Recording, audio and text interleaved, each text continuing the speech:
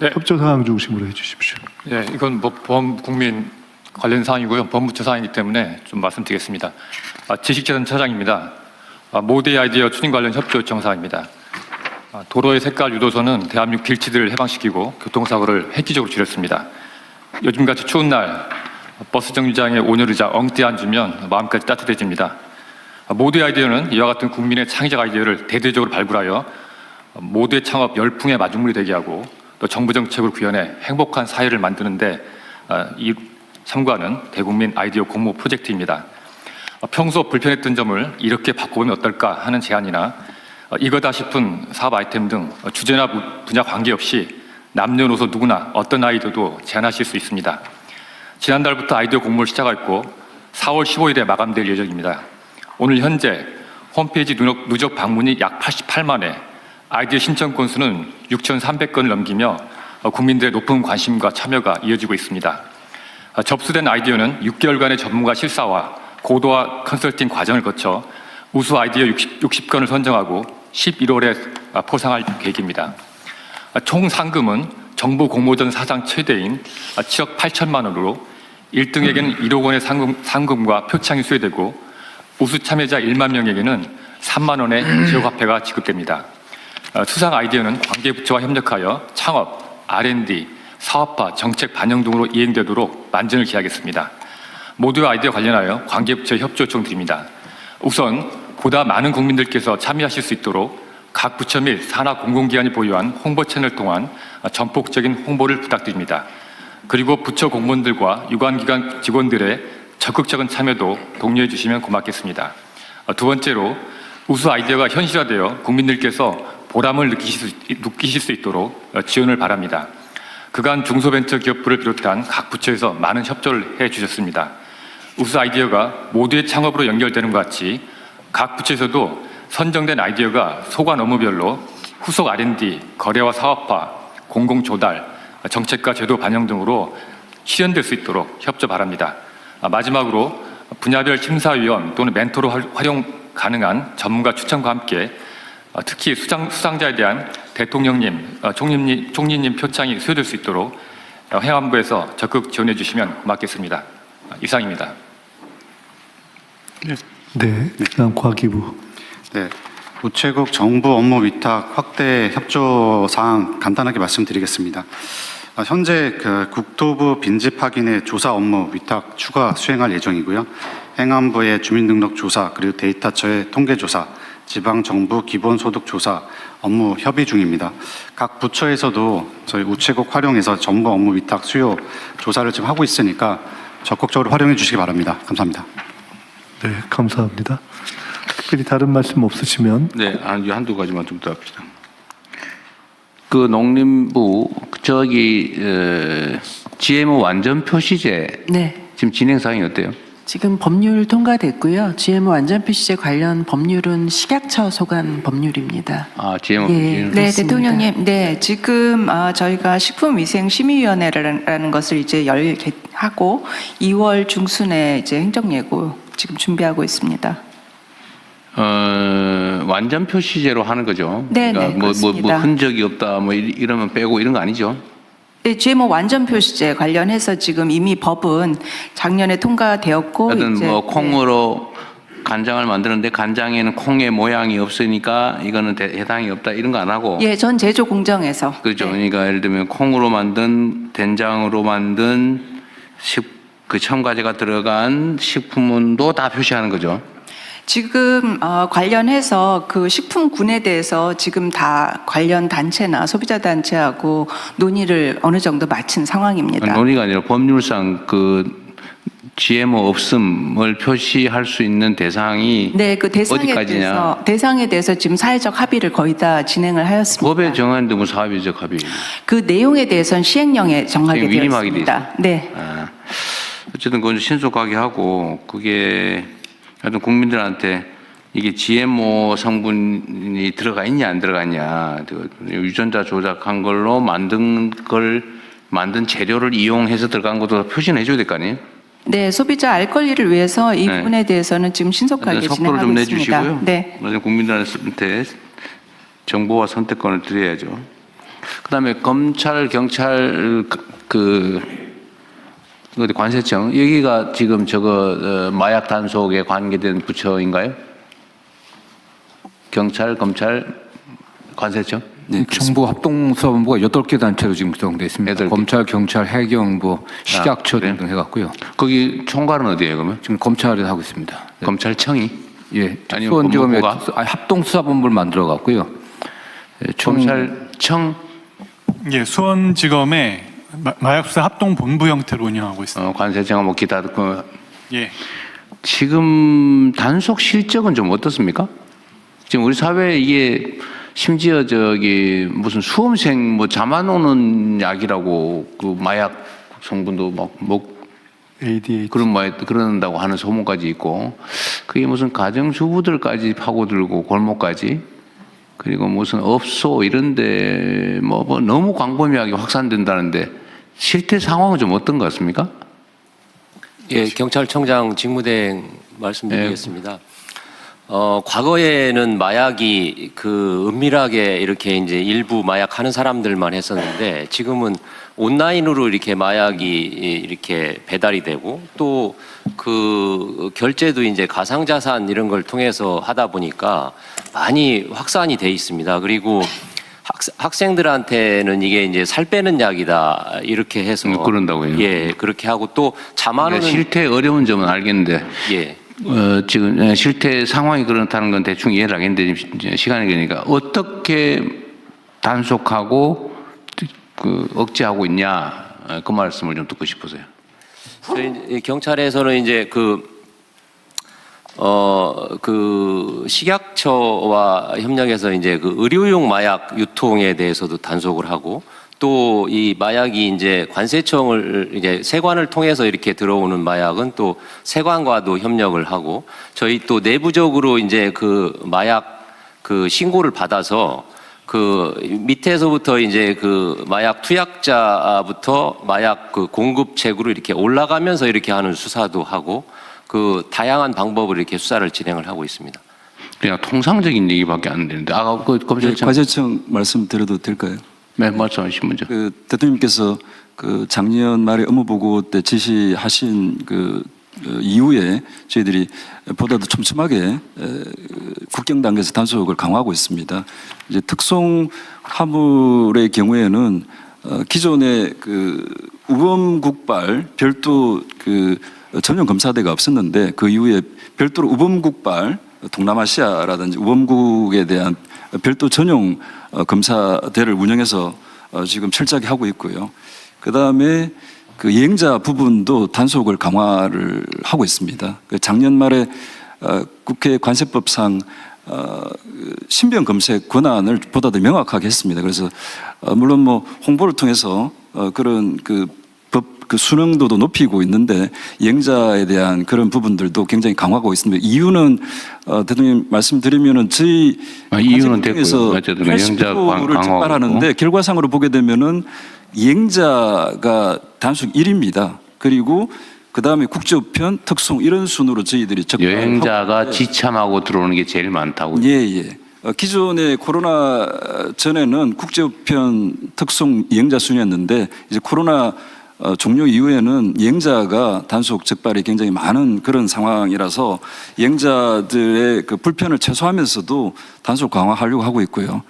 그 다음에 이제 국제우편 말씀하신 그런 부분들도 철저히 단속을 1차 저지선 단속을 보다 더 강화하고 있고 그리고 한편으로는 그 말씀하신 2차 저지선 부분들을 동서울 집중우체국의 그 총 우정사업본부랑 같이 해서 10명이 지금 실제로 운영을 하고 있습니다. 그리고 또 추가적으로는 뭐 검색기라든지 장비 이런 것들도 그 교체를 하려고 하고 있습니다. 그래서 철저하게 저희들이 국경상에서 단속을 계속 강화하는 노력들을 하고 있습니다. 자, 반입을 검색을 통해서 차단하는 거, 그거는 관세청이 주로 하는 일이 되고, 그거는 여행자뿐만이 아니라 무슨 저기 컨테이너나 요새 희한한 방법으로 배 타고 아예 싣고 들어오다가 제주 해안에 떨어뜨려가지고 해안에 떠내려고 막 그러고 있더군요. 어쨌든 그런 것도 있고. 그러면 그 전에 왜 제가 우편 집중국에 그 인력을 확보해 가지고 우편물 검색하라고 한 거는 지금 어떻게 됐습니까? 예. 우편 집중국과 관련해서는 저희들이 이 우편 집중국이 몇 군데인데 몇 곳에 몇 명이 나가서 어떻게 하고 있어요? 네, 지금 우편 집중국이 총 22군데인데 저희들이 그동안 그 업무 보고 이후에 그 수시직제를 행안부에 신청을 했고 지금 이제 내용들이 거의 초안 단계는 완성이 된 상태입니다. 그리고 22개 집중 우체국이 있는데 그 가운데 지금 2월 3일자로 5개 부분을 확대해서 그렇게 운영을 하기로 그렇게 일단 지정을 했습니다. 지금까지는 1월 말부터 운영을 하고 있는데 지금까지는 2차 우편 집중국에서 아직 적발된 사례는 나오고는 있지 않습니다만은 계속 장비 확충이라든지 탐지견 투입이라든지 또 이번 주 오후에 지금 그 우정사업본부랑 제가 그 MOU를 체결할 계획인데 보다 더. 네, 그러면 아직은 뭐 실제로 착수를 못한 것 같고 5군데만 할 게 아니라 어쨌든 행안부도 인력 빨리 배치해 주시고요. 예, 그렇게. 그 기재부도 예산은 기재부가 안 하구나. 그렇습니다. 네, 저 예산 빨리 챙겨주고 하여튼 국민들이 오염돼 가고 있는 상황인데 속도를 좀 더 내주시도록 하십시오. 예, 어쨌든 들어오는 거 막는 건 그렇고 이제 추적해서 잡는 거는 아마 검찰도 그 인력 조직이 좀 있는 것 같은데. 네, 아까 말씀드린 합동수사본부에서 그 형태들의 일을 하고 있고요. 관세청 통해 가지고서 만약에 이제 어떤 문제 있는 우편물 형태로 뭐가 들어오게 되면 그걸 이제 수사기관으로 연계해서 통제 배달 같은 형태로 해서 실제 그 투약하고 유통하는 사범들을 적발해서 처벌하고 있습니다. 투약 현장 단속은 좀 하세요? 하고 있어요? 전체적으로 봤을 때 유통 쪽은 아무래도 검찰 쪽에 강점이 있고요. 투약 쪽은 경찰 쪽에서 많이 하고 있습니다. 그 예를 들면 저 의심되는 장소 있잖아요. 예를 들면 말하긴 좀 그런데. 예, 클럽 이런 데를 이렇게 이제 집중적으로 기간을 정해서 단속도 하고 있어요? 예, 예. 그리고 클럽이 단속되면 업소에 이제 영업 정지 처분도 하고 그렇게 하고 있습니다. 좀 잡히기는 해요. 예, 클럽 단속에서 단속 클럽에서 그 아주 뭐 상습적으로 하는 곳도 있어서 저도 보면 여기서 하는구나 이런 거 알 수 있을 정도던데. 예, 클럽에서는 이제 그 업소에서 그 업소 측에서 이렇게 이제 직접적으로 이렇게 하는 거는 좀 조심을 합니다. 왜냐하면 단속이 되면 업소가 영업 정지를 맞기 때문에. 그렇지만 그 종업원들이 이렇게 암암리에 이렇게 하는 경우들이 있고 그렇습니다. 하여튼 마약 문제는 생각보다 좀 심각해서 예. 계속 확산되고 있잖아요, 그죠? 예, 예. 그래서 작년 그 단속 수치를 보면 그 단속 인원은 작년에 한 13,500명 정도 경찰에서 단속을 했습니다. 이건 전년도하고 거의 뭐 숫자는 비슷한 수준인데, 근데 이제 문제는 그 쉽게 이렇게 이제 접할 수 있다는 겁니다. 온라인으로 해서 그 텔레그램이나 이런 데를 통해서 이렇게 이제 사고 싶다 이러면은 이제 바로 이렇게 구입이 또 가능한. 그건 다 우편으로 들어오는 거 아니에요? 예, 예. 그런 우편으로 들어와서 우편으로 해서 이제 일단 들어와서 우리나라에서 또 이렇게 소규모로 또 배달을 하는 겁니다. 그래서 경찰에서는 작년도에 그 마약 단속 인력을 대규모로 늘려서 원래 한 400명 정도 됐었는데 지금 한 900명 정도 이렇게 대폭 늘렸습니다. 그래서 시도청에 마약 전담하는 수사대가 있고 네. 경찰서에도 전담 인력을 두어서 이렇게 그 유통 사범에 대해서는 이렇게 집중적으로 단속 활동을 계속하고 있습니다. 하여튼 마약 문제는 국민이 병드는 문제이기도 하고 예. 그 지하 경제 문제이기도 하고 역량을 좀 최대한 투입해서 하도록 하시고요. 그다음에 참 전에 그런 거 있었는데 경찰 간부들은 마약 검사하라 했더니 안 하고 버틴 간부들이 몇 명 있다고 기사에 난 것 같은데. 예, 작년 연말에 이제 저희가 그 자발적으로 동의를 받아서 이렇게 이제 실시를 했는데 일부 그 이렇게 동의 안 한 사람은 그 검사를 안 했는데 이제 법에 이제 그거를 이렇게 명시를 했습니다. 경찰 공무원. 경찰만? 예, 그 지금 군인도 하고 있고 교육 쪽에서도 하고 있는 걸 아는데 저희 경찰도 경찰공무원법에 마약 검사할 수 있는 그걸 그 도입을 했기 때문에 이거는 이제 우리가 그 불시에 이렇게 할 수 있습니다. 이게 사실은 이 감염 접촉면이 좀 있어서 감염 위험이 있는 감염이라는 표현이 좀 그러긴 한데 하여튼 그런 위험이 있는 공무원들은 거기 정기적으로 이렇게 체크를 해야 조심도 할 거고 예, 그렇습니다. 또 혹여라도 있을 그 감염 사례 그 정말 큰일 나잖아요, 그죠? 예, 예. 근데 그게 경찰만 해서는 안 될 것 같은데 좀 그 관련된 단속 업무나 이거 하는 공무원들은 정기적으로 체킹을 한번 해야 되지 않을까요? 예, 대통령님 인사수석입니다. 네. 예, 국가공무원법에 그래서 관련해서 경찰 공무원, 그 군인들, 특정직 공무원들 외에 이 관련해서 그 마약 쪽 취급하는 공무원들이라든지 이쪽에 그 여러 가지 취약점이 있는 쪽, 그 다음에 일반 공무원들도 필요에 따라서 할 수 있도록 그 관련 입법들이 준비되고 있습니다. 아, 준비하고 있어요? 네. 그리고 민간 쪽도 사실은 좀 그걸 해야 되지 않을까요? 공무원들도 하면 예를 들면 마약을 취급하는 민간 많이 취급하는 그것도 뭐 인권 침해냐 뭐 이럴 수 있긴 한데 그것도 뭐 검토를 한번 해보십시오.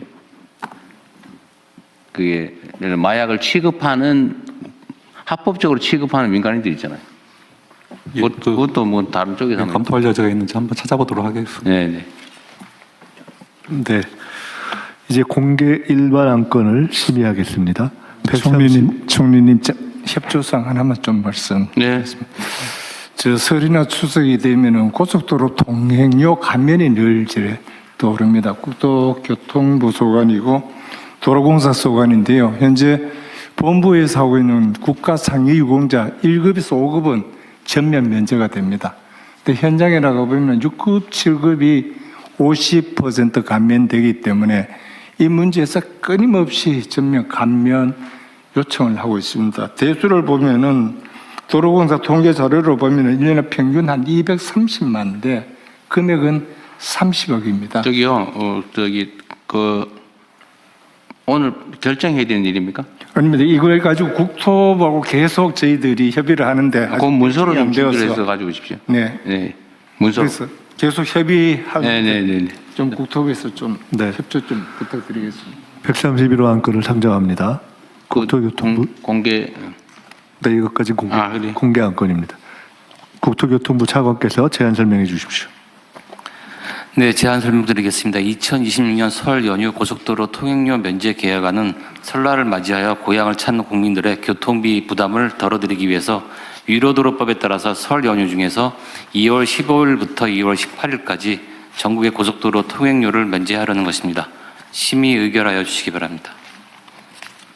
네, 설 연휴 중 전국 고속도로 통행료 면제 건입니다. 다른 의견 없으시죠? 이게 지금 보건복지부 장관님 얘기하고 관계가 있는 거예요? 네, 관계 있습니다. 현재는 1급에서 5급까지 상위 유공자는 100% 감면이 되는데 설 연휴에 일반 1년 내내 된 설, 추석 그 1년 내내 고속도로 통행료를 평시에도 설 근데 연휴 관계없이 설 연휴 관계없이인데 특히 국가 유공자에 대한 통행료 면제 이야기는 별도로 안건을 준비하십시오. 네, 알겠습니다. 네. 네, 다른 의견 없으시면 원안대로 의결하겠습니다. 다음 또 공개보고 안건입니다. 133호 안건을 상정합니다. 행안부 장관님 제안 설명 부탁드립니다. 네, 제안 설명드리겠습니다. 2025년 정보공개 종합평가 결과는 국민의 알 권리를 보장하고 정보공개제도의 신뢰성을 확보하기 위하여 정보공개법 제24조에 따라 공공기관의 정보공개 운영 실태를 평가한 결과입니다. 총 561개의 이 공공기관에 대해 5개 분야, 12개 세부 지표로 실시된 이번 평가 결과는 평균 91.2점입니다. 전년 대비 1.3점이 하락하였지만 2년 연속 90점대를 유지하고 있습니다. 이렇게 하락된 이유는 질적 평가 확대를 위해서 이번 평가부터 평가 기준을 강화했고 또 신설 기관이 3곳 있었는데 운영 미흡 때문에 그 결과가 이렇게 나온 것 같습니다. 평가 등급은 최우수 115개, 우수 170개, 그리고 보통 271개이며 미흡 등급을 받은 기관은 5개로 전체 기관 대비 0.9%의 해당합니다. 기관 운영별로는 준정부 기관이, 그리고 평가 분야별로는 정보 공개 청구 처리 이 분야가 가장 높은 수준으로 평가되었습니다. 이런 결과를 토대로 우수 기관에는 정부 표창을 수여하고 미흡 기관에는 운영 실태 개선 권고와 맞춤형 이 컨설팅을 실시할 예정입니다. 우리 정부는 투명성 및 책임성 강화를 통한 국민의 신뢰 확보를 핵심 국정 방향으로 삼고 있습니다. 이에 따라 현행 평가 체계가 형식적으로 운영되는지 들여다보고 공공기관의 실질적 투명성이 확보될 수 있도록 평가 지표 전반을 재검토 보완해 나가겠습니다.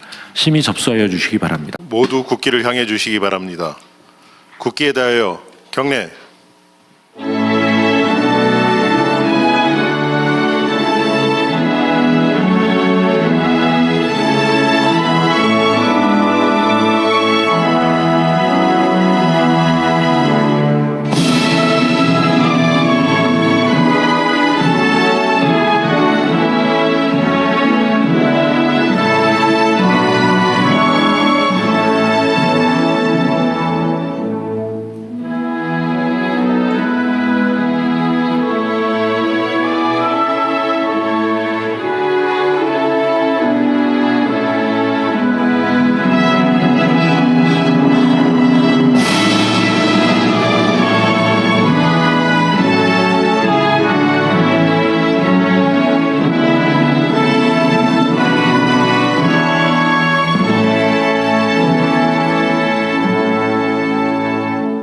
바로 모두 자리에 앉아 주시기 바랍니다.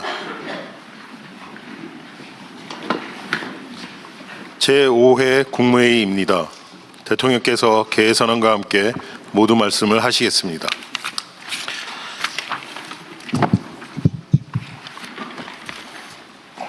제5회 국무회의를 시작하겠습니다.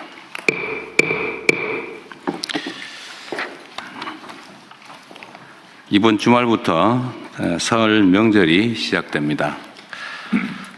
모든 관계부처는 국민들께서 편안하게 또 즐겁게 연휴를 보내실 수 있도록 안전대책을 철저하게 수립하고 또 위급한 상황에 대비해서 비상대응체계를 2중, 3중으로 철저하게 점검해 주시기 바랍니다.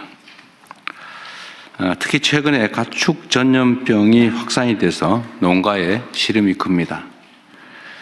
민족 대이동 시기인 만큼 방역 상황이 악화되지 않게 가축 방역기관과 해당 지자체의 역량을 최대한 투입해서 집중해 주시기 바랍니다. 지난 1월은 통계 작성 이래 작성한 73년입니다. 통계를 작성한 73년 이래 상대 습도가 가장 낮은 건조한 날씨였다고 합니다. 산불 발생 가능성이 훨씬 높고 또 발생하면 진화하기도 어려운 상황입니다.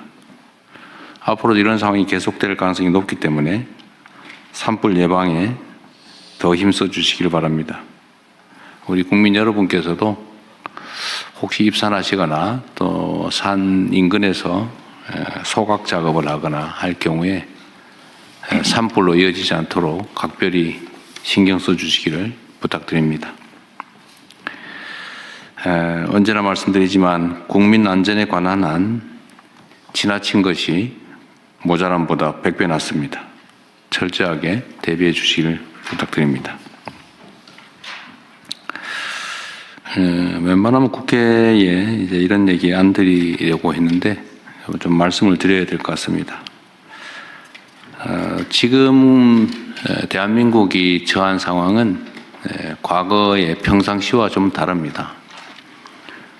국제사회의 불안정성이 매우 높고 또 국가 간 경쟁이 질서까지 무너져 갈 정도로 치열합니다.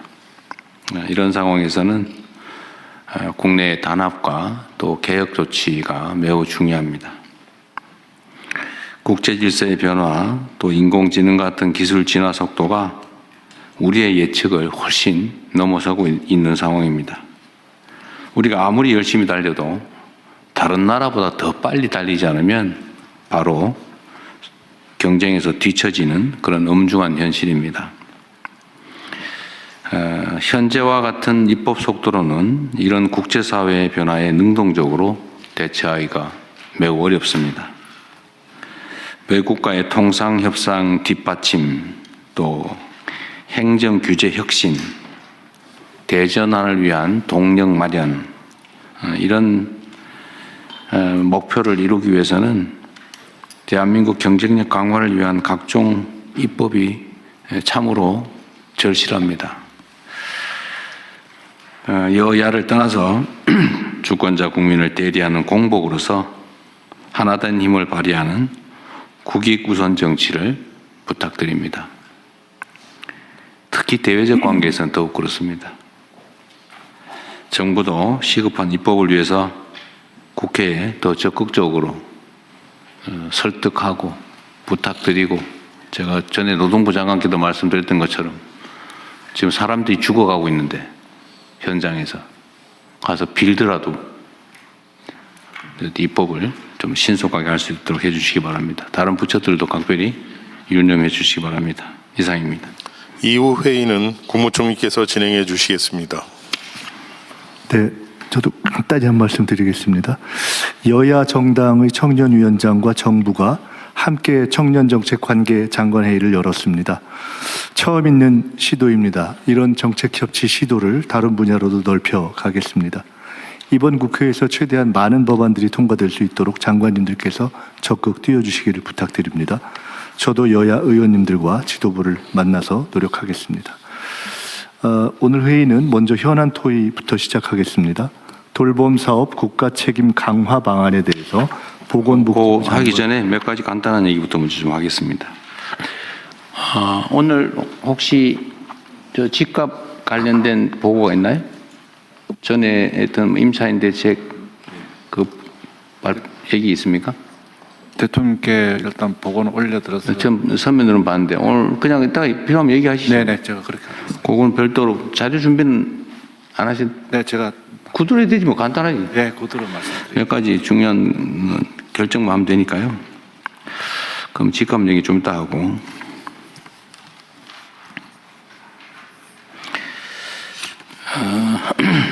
이 민주주의라고 하는 게 말씀드렸던 것처럼 국가 간 경쟁에서 매우 중요한 요소가 된 것 같습니다. 국가 구성원들의 역량을 최대한 발휘하게 하는 것은 자율성과 민주성이죠. 민주적 역량에 따라서 국가 경쟁력이 결판나는 시대가 온 것 같습니다. 그리고 이 민주주의는 여러 영역에서 이제 현실화되긴 하지만 사실 국회가 아주 모범적인 공간이기도 합니다. 국민을 대표하는 대의기관이죠. 그래서 국회에서 이루어지는 모든 일들은 매우 중요한 의미가 있습니다. 그리고 민주주의에서는 팩트가 중요하죠. 예를 들면 사람은 주어진 정보에 따라 판단하는 존재인데 가짜 정보가 주어지면 제대로 된 판단을 하기 어렵고 그게 결국은 주권자들의 주권 행사에 왜곡을 가져옵니다. 그래서 민주주의에서는 팩트가 중요해요. 그래서 물론 언론도 그런 측면에서 존중받죠. 정론직필하는 게 언론의 본질적 기능이고 그게 민주주의 발전에 크게 기여하기 때문에 하여튼 제4부라고 입법행정사법에 의한 제4부라고 평가되기도 합니다. 인정받고 보호받고 또 그 점에 따른 혜택을 누리죠. 물론 그만큼의 책임도 져야 될 겁니다.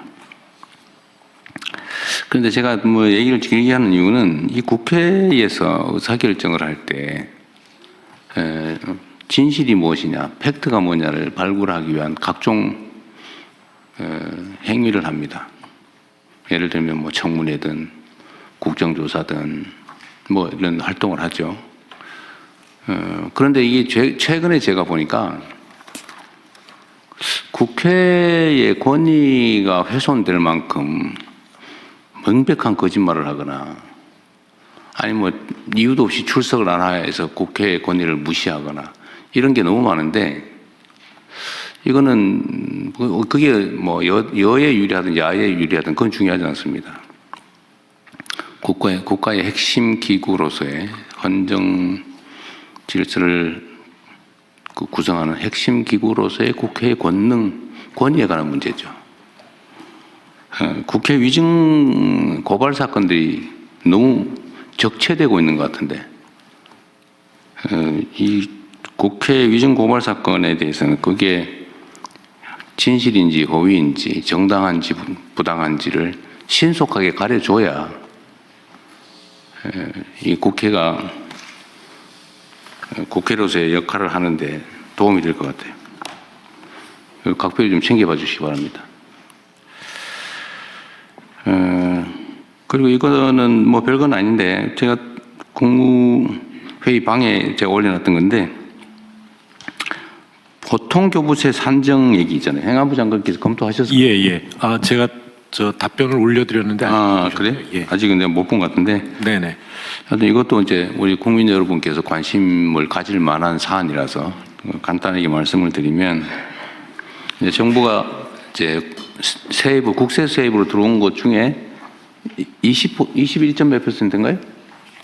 네, 19.24%. 19.24%를 떼가지고 지방 정부에 이렇게 나눠주는데, 이거 보통 교부세라고 하죠. 이걸 어떤 기준에 따라서 어느 지방 정부에 얼마를 줄 거냐를 정리하는 기준이 있죠. 네, 그렇습니다. 근데 그게 너무 복잡해가지고 알기가 어렵다.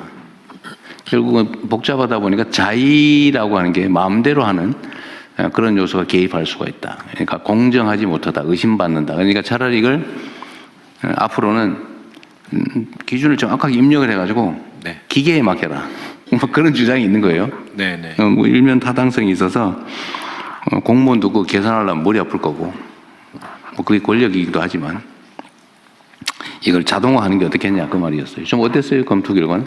예, 제가 검토한 결과 이제 문제 제기한 만큼 그렇게 불투명한 것은 아닙니다만, 이제 방식이 좀 복잡하다 보니까, 그리고 이제 결과만 공개가 되다 보니까 그런 의심을. 그렇죠. 과정과 기준이 공개가 안 되고 있죠. 예, 그래서 그 시스템을 개선해서 미리 이 자신이 자기 지방 정부가 어느 정도의 교부세를 받을 수 있는지 미리 산정해 볼 수 있을 정도로 기준을 공개하고 그걸 엄정하게 계산해 볼 수 있고, 그렇게 하면 될 것 같아요. 자기한테 온 게 정확하게 계산됐는지도 확인해 볼 수 있게 그렇게 시스템을 개선해 나가. 그렇게 해도 문제 없는 거죠. 예, 그렇습니다. 객관적 기준에 의한 거니까. 객관적 기준으로 해 오고 있는데, 이제 그러니까 공개가 안 되는 계산 과정이 있다 보니까 뭐든지 이 공개를 안 하니까 의심을 사는 거죠. 네네, 그렇습니다. 행정은 공개가 원칙이니까 투명하게 공개하시고, 가능하면 이제 주관적 평가 요소가 그거는 없죠. 없습니다. 다 객관적 요소죠. 네. 그러면은 뭐 아예 기준도 공표하고 자동화해도 되겠네요. 네. 그렇게 하십시오. 예. 이걸 수십 년 동안 이 지적을 했는데도 지금까지 안 고쳐지고 있었던 것 같습니다. 이거 계산하려면 머리 아픈데 그 직원들 그거 하지 말고 딴 거 하라고 그러세요. 계산도 사실 컴퓨터로 하고 있는데요. 하고 있어요. 사스 통계 시스템으로 하는데. 그래요? 예. 그래 뭐 안 보여줄 이유가 없죠. 네네. 그 다음에 그 법무부에 이거 보셨는지 혹시 모르겠는데, 지금 광역형 비자라고 하는 거를 지방 광역 정부에 주고 있죠. 지금 시범사업을 시작. 시범사업으로 뭐 하고 있는 것 같더라고요. 울산이 하고 있는 것 같아요. 예, 그렇습니다. 제가 저번에 울산 타운홀 미팅 갔더니, 그런데 제가 그때 들은 얘기로는 울산의 조선업 분야의 노동자를 구하기 어려워서, 뭐 조선이 세계적 화랑이고 우리나라가 뭐 세계 1위의 뭐 엄청난 나라라고 하는데, 조선 노동자를 못 구해가지고 심지어 정부도 아니고 지방 광역 정부에게 비자 발급권을 줘가지고, 네네. 그래서 외국 노동자를 데려오게 해놨다. 그래서 결국은 울산 시장께서 그때 나오셨던데, 그때 했는데 4,300명인가 뭐 4,000 몇백 명을 이제 들어왔다고 했고. 예, 전체 인원이고요. 이제 들어온 길은 한 제가 알기로는 700명 정도 들어온 게 정확한 수준인지 기억이 안 나요. 어쨌든 그때 들은 얘기야. 4,400명이라고 그러고 임금은 220만 원을 주고 있다고. 그래서 제가 그 얘기를 듣고 사실은 세부 내용을 몰랐는데 그게 외국인 노동자 220만 원 주고 채용을 해가지고 일을 하면 국내 노동자 일자리는 어떻게 되며? 네네. 우리 입장에서 보면 그 최저임금을 주고 있는 것 같은데. 네네. 그게 앞으로 조선산업 발전에 도움이 되냐? 그 사람들이 계속 숙련공으로 성장해서 중간 기술자로 그 성장을 해야 그 생태계가 유지될 거 아니에요? 네네. 근데 이 사람들 해가지고 뭐 한 1년 일하다 가버리고 또 220만 원 주고 쓰다 가버리고 이게 문제가 있는 것 같다라는 생각이 내가 펴뜨렸는데 나중에 보니까 요 비자로 들어온 게 4,000명이 아니고 허용 인원이 400 몇십 명이었고 그러니까 팁을 그것만 준 거예요. 근데 그 중에 88명인가가 됐다고 그러더라고요. 그런데 제가 드리고 싶은 말씀은 이 과연 바람직하냐 이게. 고용 문제나 이런 거는 국가적 과제인데 특정 지역에 그 비자 발급권을 줘가지고 그 지역에 필요한 노동자들 데려다 써라 이래버리면 국가적 통제 관리가 되겠냐 그 의심이 갑자기 들었어요. 네네. 지금 당장 판단하기 어려우실 수 있는데 요거를 계속 유지할지 시범 사업이니까. 예, 시범 사업입니다.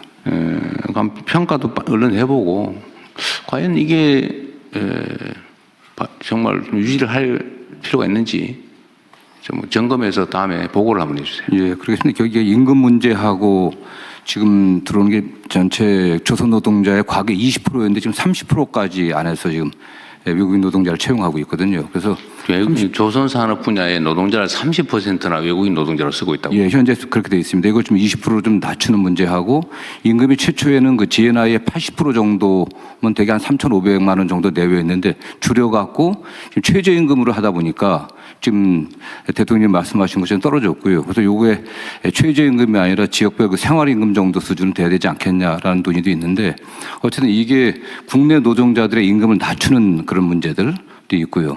어쨌든 이 사람들 최저임금 받아갖고서는 지역경제 활성화에 전혀 도움이 되지는 않습니다. 뭐 골방에서 있다가 그냥 최소한의 생존만 하고 나머지는 다 본국 송금하고. 그런데 다만 과거에 산자부를 통해서 저희가 추천 들어오는 거하고 광역형 비자의 차이는 뭐냐면 광역형 비자는 지자체에서 현지하고 협의해갖고 현지에서 좀 양성을 합니다. 통합교육, 한국어 교육도 좀 시켜갖고 보내오는 거거든요. 네, 어쨌든 이건 면밀히 좀 검토를 해보겠습니다. 이게 우리 산업부 장관님 어디 계세요? 지금 마스가라는 이 뭐 해가지고 우리가 이제 조선 분야에 전 미국 진출도 어쩔 수 없이 하게 될 수도 있고, 그죠? 또 뭐 경제적 요인으로 따지더라도 우리가 조선 분야는 경쟁력이 높기 때문에 계속 성장 발전할 가능성이 높잖아, 그죠? 네. 실제로 경쟁력도 뛰어나다고 하고. 그런데 이제 산업부 장관님, 노동부 장관도 얘기 좀 들어보세요.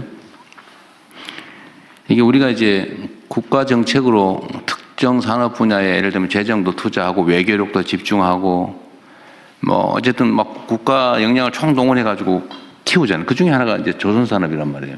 조선 뭐 원자력도 그렇고 뭐 방위산업도 그렇고 뭐 반도체든 뭐 첨단 기술 AI 다 그렇잖아요. 근데 어쨌든 거기에 뭐 국민들 세금을 투자하거나 어쨌든 국가 영향을 투자해가지고 이제 성장을 시키는데 그 성장에 따른 결과물을 제가 선거 때도 이런 얘기를 자주 드렸습니다. 우리가 새로운 성장 영역을 발굴해내되 그 새로운 영역에서는 최소한 기회도 공평하게 성과물도 공평하게 좀 가지게 해서 이 양극화를 줄여나가겠다.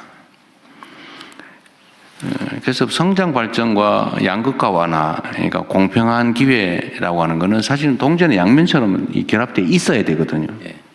근데 지금 조선 분야는 하나의 예인데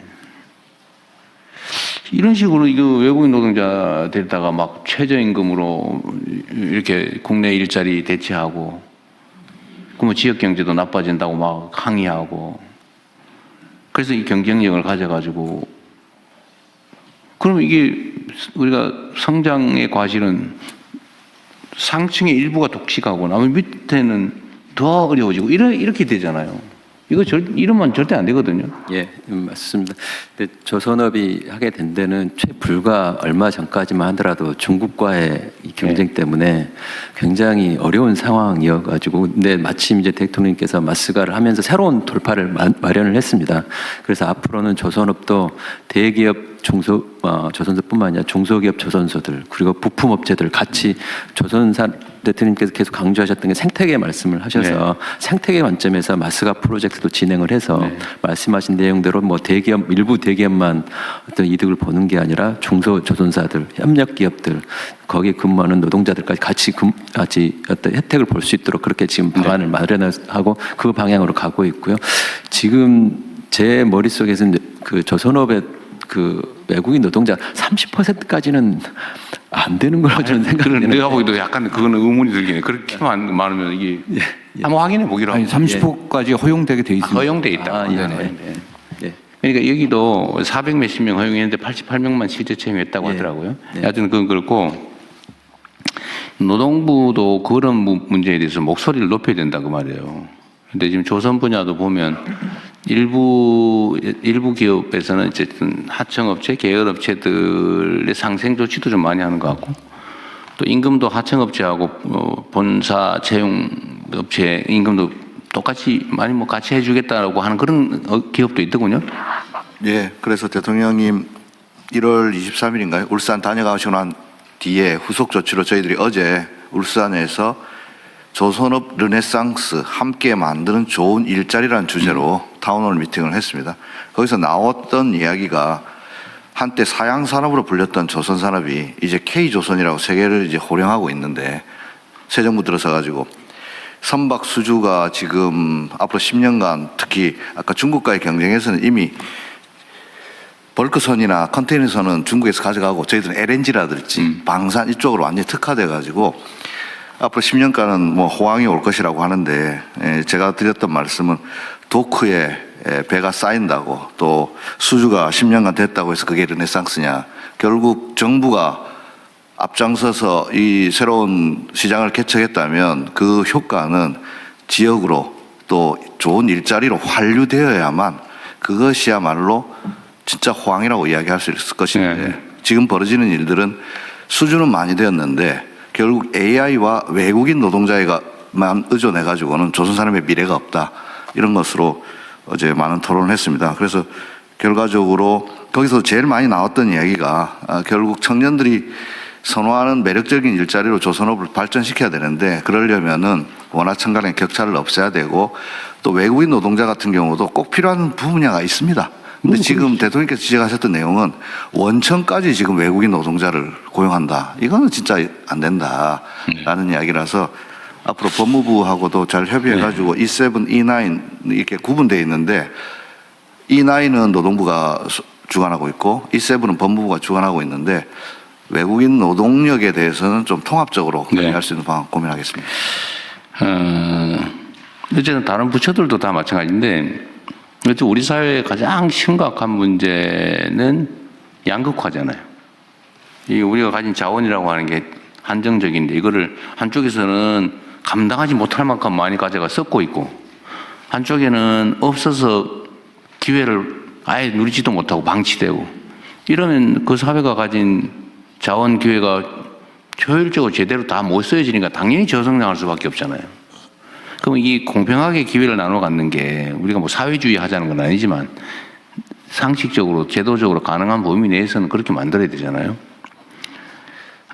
그래서 기업이 발전하고 산업이 발전하면 거기에 종사하는 사람들도 동시에 또 중소기업도 동시에 혜택도 누리고 기회를 누려야 이게 활발하게 생태계가 만들어지잖아요. 그리고 지금은 전 세계적인 경향인데 이 수평적인 생태계가 아닌 수직적인 조직 구조로는 경쟁이 안 됩니다. 잠깐은 효율적일지 몰라도 길게 보면 창의성 부족으로 자발성과 창의성이 부족해서 경쟁에서 이길 수가 없어요. 지금 증명되고 있잖아요. 그래서 조선 분야뿐만 아니라 뭐 다른 분야도 다 마찬가지죠. 근데 특히 조선 분야가 이게 사이클이 이 호황 불황이 워낙 크다 보니까 이 고용 안정성 문제도 관련이 있어요. 예. 그러니까 이게 한번 고용을 하면 그냥 불황기에도 그냥 끌어안고 있어야 된다고 하니까 아예 안 쓰려고 그러고 다 비정규직하고 하청 주고 하청업체도 이 불황 때문에 어떡하냐 그래 또 하청 주고 그래가지고 무슨 물량팀인가 뭐 이런 거 있죠. 물량팀. 그러니까 제약, 이 불법 있을 때만 제약으로. 도급하는 그러니까 이게 비정상 구조가 만들어져 있는데 이 노동자들 입장에서도 고용 안정성도 중요한데 전체적인 일자리의 질을 높이려면 사실은 고용 유연성에 대한 일종의 뭐 양보라면 좀 그렇고 거기에 대해서도 좀 뭔가 대안을 만들어내야 됩니다. 이게 지키겠다고 버티지만 사실은 점점 줄어들고 그러니까 아예 신규 고용은 다 그냥 하청 주거나 비정규로 하거나 이래버리잖아요. 그러니까 이것도 언젠가는 사회적 대화를 통해서 대타협을 하든지 해야 되는데 지금 당장은 어렵긴 하지만 그래도 방향은 그렇게 잡고 가야 된다. 네, 그래서 네. 저희들이 어제 결론 아닌 결론으로는 조선업 르네상스를 정말로 실현하기 위해서는 노사정 또 지역 상공인 포함해가지고 사회적 대화를 통해서 정말로 어떻게 우리 조선 산업을 이렇게 낼 것인가. 대통령 말씀처럼 기업의 산업부 장관 말씀처럼 기업의 어려움은 지금은 호황이라고 하지만은 또 언제 이 수주 산업이기 때문에 또 급락할지 모른다는 두려움이 있는데 그래서 제가 그렇게 말씀드렸습니다. 우리 부산, 울산, 동구든 거제든 우리 중공업, 우리 조선사라고 말할 수 있도록 평상시에 호황일 때 우리가 지역 경제에 기여했고 좋은 일자리를 만들었다고 하면 불황이 오더라도 아마 노동자들도 상인들도 우리 조선소 살리자고 나설 것이다. 자기 회사 망하게 하는 노조는 없기 때문에 그런 차원에서 거버넌스 형성이 중요하고 문제 제일 중요한 건 신뢰 구축이 중요한 것 같습니다. 그래서 이번에 물 들어올 때 노우저라고 좋은 기회가 왔을 때 서로의 입장을 이해하면서 조선 산업을 우리 대한민국의 새로운 신성장 동력으로 만들기 위해서 노사가 한 발씩 양보하고 또 정부도 적극 지원할 것을 또 어제 말씀드렸습니다. 어쨌든 얘기가 많이 옆으로 새긴 했는데 하여튼 우리 사회의 중요한 해결해야 될 과제 중에 하나가 지키자고 하는 게 결국은 더 많이 잃는 결과가 오는 경우가 많아요. 대통령님, 조금 전에 사이클 관련 고용 안전성 말씀해 주셨는데요. 차체에 대통령께서 말씀하신 고용 유연성 이슈가 몇 번 말씀을 해 주셨는데 지금의 말씀하신 것처럼 기업 입장에서는 고용 관련된 이 경직성 이슈가 워낙 크다 보니까 맞습니다. 고용을 하고 싶어도 못하는 경우가 많아서 말이 대통령께서 하도를 꺼내셨으니까 저희 산업부하고 고용부가 안정성뿐만이 아니라 유연성에 관련해서 같이 가져야 기업들 입장에서 균형을 잡을 수 있을 것 같습니다. 한쪽만 가기보다는 그렇게 한번 같이 들어보도록 하겠습니다. 그러니까 나도 얘기한 김에 한 번 더 하면 이게 사회적 대화위원회가 해야 될 제일 중요한 일인데 입장이 딱 그렇더라고요 보니까. 노동자들 입장에서는 정규직 자리를 가진 사람 입장에서는 해고되면 죽음이다. 나가면 너무 춥다. 얼어 죽는다. 소위 사회 안전망이 너무 취약하고 다시 재취업 가능성도 없고 정규직과 비정규직 격차가 너무 크다 보니까 절벽 위에 서 있는 그런 느낌인 거죠. 악착같이 지키는데 물론 그 사람들은 지키겠죠. 근데 문제는 기업 입장에서는 저 한 번 정규직으로 뽑아놓으면 절대로 저거를 뭐 불황에서도 대응해서 내보내거나 안 되니까 다시는 안 뽑는다는 거예요. 정규직을. 기업 입장에서도 이해되는 바가 있잖아요. 그 노동자 입장에서 이해되는 바가 있잖아요. 그럼 이게 악순환이 계속되고 있는데 이거 어떻게 할 거냐. 결국 안전망이 가는 문제죠. 그래서 제가 계속 정규직이나 비정규직이나 보수가 오히려 비정규직이 더 많아야 된다. 다른 나라처럼. 그래야 그만두더라도 불안하지 않게.